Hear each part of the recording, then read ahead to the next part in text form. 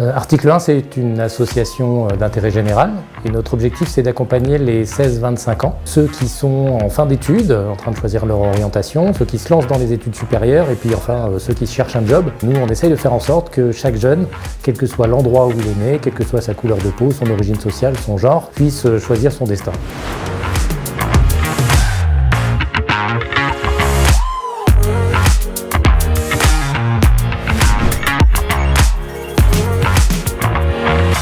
La crise, elle a été un révélateur des inégalités. On en parle depuis longtemps en France, mais là tout le monde s'est rendu compte que c'était encore pire parce que la crise, elle a eu un impact et malheureusement un impact encore plus fort sur les plus défavorisés. Par exemple, l'année dernière, 75% des jeunes suivis par Article 1, qui sont des étudiants issus de milieux défavorisés, boursiers, 75% d'entre eux nous disaient être en situation de détresse psychologique. C'est énorme. Et puis on a eu aussi, pour la première fois, j'allais dire, des énormes difficultés en termes d'accès au stage, à l'alternance et à l'emploi.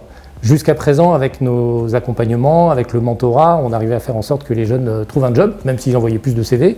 Et là, on a été dans le dur. C'est-à-dire qu'on a eu énormément de situations de jeunes pourtant brillants, faisant des belles études, qui nous disaient j'arrive pas au bout, il n'y a rien pour moi. Et ça, c'est juste inacceptable. Et donc nous, on se dit que il faut encore plus se mobiliser. On a des situations extrêmement concrètes de jeunes qui ont été empêchés de mener leurs études. Et puis on a cette forme de délitement, c'est-à-dire une espèce d'inquiétude généralisée sur l'avenir, avec en plus le contexte environnemental que l'on connaît, la montée des inégalités, l'inquiétude sur les changements de métier. Donc c'est quand même compliqué pour un jeune lycéen ou étudiant de se projeter vers l'avenir, et la crise n'a fait qu'amplifier ça.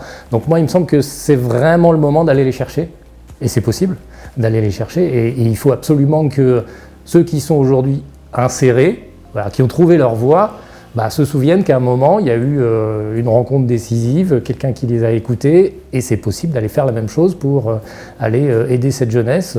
C'est pas juste pour faire du caritatif, c'est parce que moi je crois que c'est de notre responsabilité, et en plus on peut avoir un vrai impact, une vraie utilité. Les entreprises, elles ont un rôle vis-à-vis de la jeunesse, et la jeunesse attend beaucoup des entreprises. En tout cas, nous, celles que nous suivons, qui viennent de milieux défavorisés, qui se lancent dans des études supérieures, leur espoir, c'est beaucoup d'aller ensuite vers des entreprises qui les accueillent. Elles sont très en attente.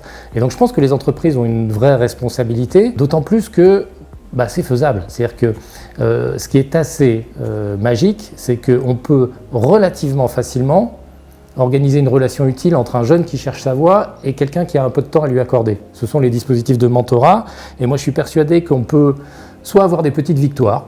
Voilà, vous pouvez aider un jeune à découvrir un métier très ponctuellement, vous pouvez l'aider à préparer un entretien, vous pouvez l'aider à améliorer un peu son anglais, vous pouvez l'aider à chercher un stage.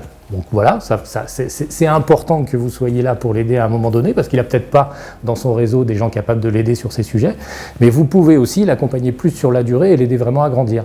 Et donc ça, on a beaucoup de jeunes, en tout cas ceux qui arrivent au bout de leur cursus, tous nous disent à un moment ou à un autre, il y a eu une rencontre, il y a eu quelqu'un qui m'a accordé du temps, et moi je pense que c'est possible pour tout le monde. On est aussi chez Article 1 une forme de laboratoire de l'engagement. C'est-à-dire non seulement on aide les jeunes à faire des belles études et trouver un job, mais on leur dit que la réussite, elle n'est pas qu'individuelle, ils doivent aussi réfléchir à l'utilité commune. C'est l'article 1 que l'on accompagne. Se pose effectivement la question de demain, je serai peut-être cadsup parce que j'aurai fait des belles études, mais cadsup, pourquoi faire? Donc il y a des vraies questions autour de sans doute des nouvelles formes de responsabilité, des nouvelles formes de leadership, et on voit beaucoup de jeunes chez nous s'interroger en disant « Ok, demain, quel type de manager je serai dans une organisation, qu'est-ce que j'ai envie de porter ?»